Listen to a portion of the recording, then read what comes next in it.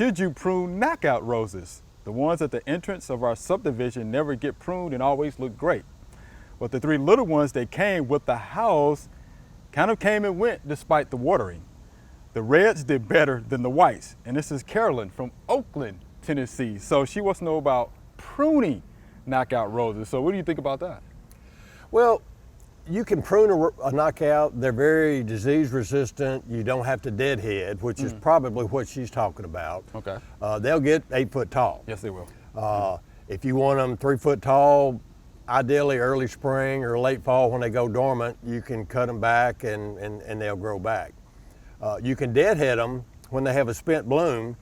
If you got company coming, you can deadhead them and get rid of some of that little unsightly black on the top. But if you don't, they'll just keep going. Okay. So the ones at the entrance to the subdivision are doing well, but the 3 little ones that came with the house, not so well. So why the difference? Well, one is an older established bush. Okay.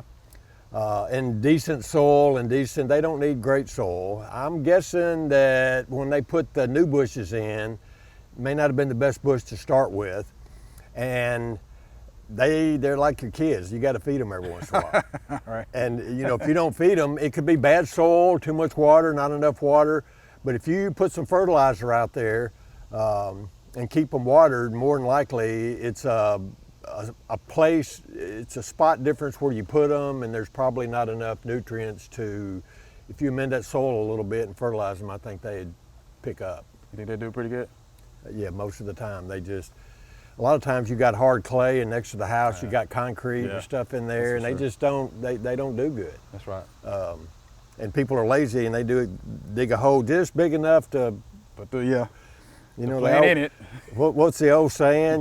Put a $30 put a $5 plant in a $30 hole. It makes a lot of difference. It does make a difference, and soil testing would help as well.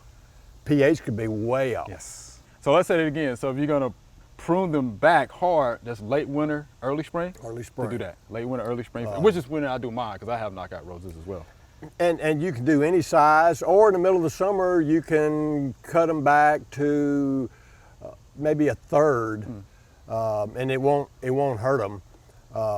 But at the top of the bush, you get a small cane, and you're gonna get small blooms. If you prune them back about 6-8 inches or a foot, you're gonna get a bigger cane and bigger blooms, and then it just starts all over again. Okay. Any difference between the red ones and the white ones? I have the red ones, of course. The only difference I know is white ones with water and sprinklers, they tend to fade and get dirty and ugly quicker. Their white's pretty. Red's just indestructible, and they look good all the time. Look good all the time. Yeah. Pinks, and the pinks, I like the pinks as well. But the white, if it rains, or the white ones will look kind of puny. Okay. But as far as health, I don't think there's much difference. Thanks for watching the video. We hope you enjoy it. To subscribe, click below.